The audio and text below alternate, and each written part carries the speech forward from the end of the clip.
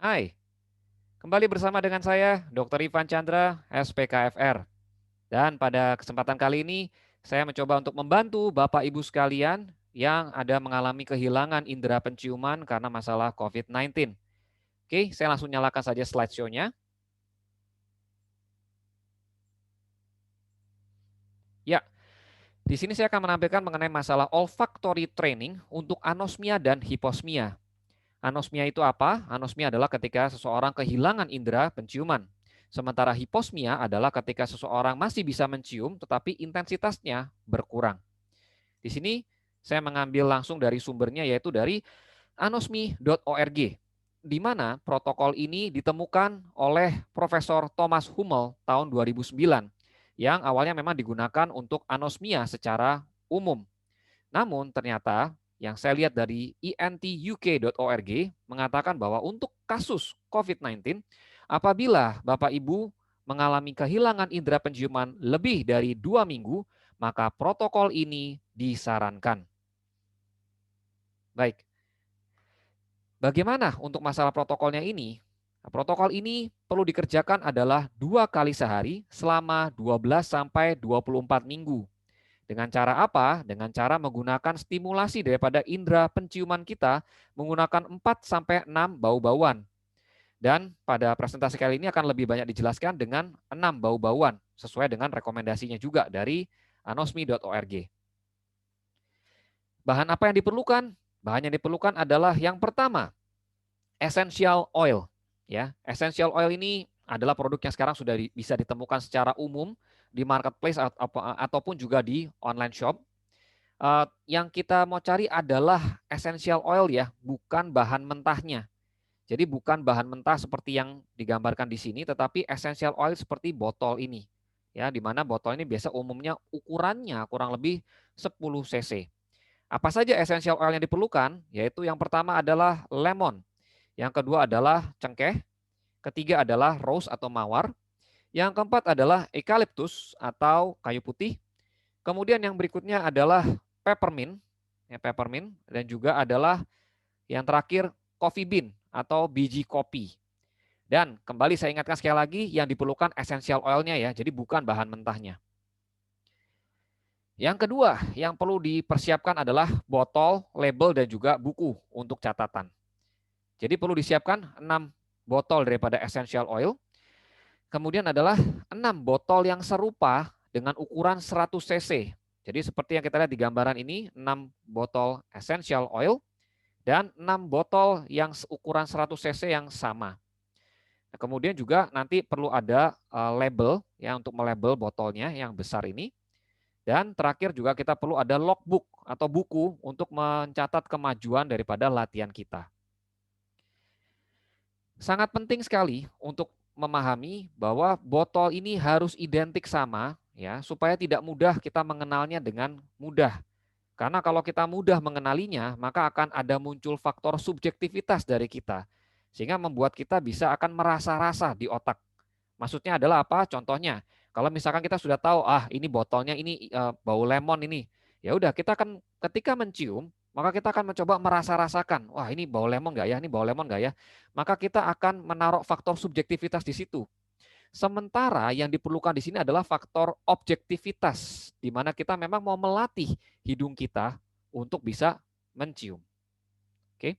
Kemudian, poin penting lain adalah botolnya perlu disimpan dijauhi dari cahaya dan kemudian juga sampel daripada botol yang kita gunakan ini adalah perlu diperbaharui setiap 2 minggu ya untuk memastikan intensitas daripada bau yang dihasilkan dari masing-masing botol itu bagus. Dan kalau untuk membersihkannya cukup dengan air panas ke masing-masing botol. Ya. Dan tadi untuk penggunaan label bisa dilihat ini adalah seperti ini ditempelnya. Lalu cara mencampurkannya bagaimana? Kita perlu menyiapkan 50 cc air putih ya dan juga hanya perlu 1 cc saja daripada essential oil. Karena kita hanya memerlukan 2% daripada essential oil. Jadi saya ulangin lagi, ini 50 cc air putih masukkan ke botol yang sudah kita siapkan, dicampur dengan 1 cc saja atau 1 ml daripada essential oil, kemudian dikocok botolnya. Nah kalau misalkan mau menggunakan pipet, Boleh. Jadi gunakan saja 20 tetes dari pipet. Namun catatan pentingnya adalah kalau mau menggunakan pipet, itu tolong siapkan 1 pipet untuk masing-masing essential oil supaya tidak tercampur tentunya. Oke. Lalu kemudian ini urutan protokolnya adalah tolong kerjakan hari demi hari, di mana dikerjakannya adalah masing-masing pagi dan malam hari. Nah, total latihannya sebenarnya kurang lebih ya, pagi hari sekitar 5 menit, malam juga sekitar 5 menit. Untuk pagi hari dikerjakan sebelum makan atau minum, untuk malam hari dikerjakan sebelum atau setelah makan malam atau sebelum tidur. Dan kemudian tadi saya katakan kita perlu mengocok botol ini sebelum mengerjakan latihan ya untuk memastikan memang kualitas campuran daripada air dan essential oilnya bagus. Dan buka botolnya tanpa melihat ya, tanpa melihat ini botol nomor 1, 2 atau apa. Jangan kita lihat dulu ya, karena nanti takutnya ada faktor subjektivitasnya itu tadi ya. Oke. Kemudian kita perlu melakukan mencium daripada masing-masing botol tersebut. Ini adalah selama 30 detik untuk 1 botol. Dan kita bisa melihat juga di sini ada jaraknya antara hidung dengan botolnya sejauh kurang lebih 2 cm, jadi tidak terlalu dekat. Dan digerakkan dari samping ke samping seperti yang ditampilkan di garis kuning ini. Ya, jadi digerakkan ke kanan dan ke kiri. Dan terakhir adalah kita perlu mencatat hasil daripada penciumannya kita tadi. Ya, jadi nanti ini juga akan saya tampilkan di deskripsi daripada YouTube. Nanti saya akan tampilkan di sini ada filenya juga. Silakan Bapak Ibu kalau mau melihat lebih detail lagi. Nah, di sini kita bisa melihat ada kolom-kolom untuk catatannya. Jadi ada yang +2, ini adalah untuk yang kalau kita bisa mencium dengan bagus. Kalau +1 adalah kita bisa mencium tapi ya masih so-so lah, masih belum terlalu jelas. Kalau negatif ini adalah tidak ada penciumannya sama sekali terhadap botol tersebut. Dan nanti kita juga berikan catatan ya. Oke, kalau misalkan kayak di sini kita bisa melihat ini pagi hari, oh ternyata saya bisa mencium botol yang pertama. Yang botol ketiga ya so-so lah. Kemudian untuk botol 2, 4, 5, dan 6 ini nggak terlalu bisa mencium. Nah, ini kita catat seperti ini. Nah, kalau misalkan kita ada catatan, wah kita lagi lelah banget, kita boleh tulis di sini lelah.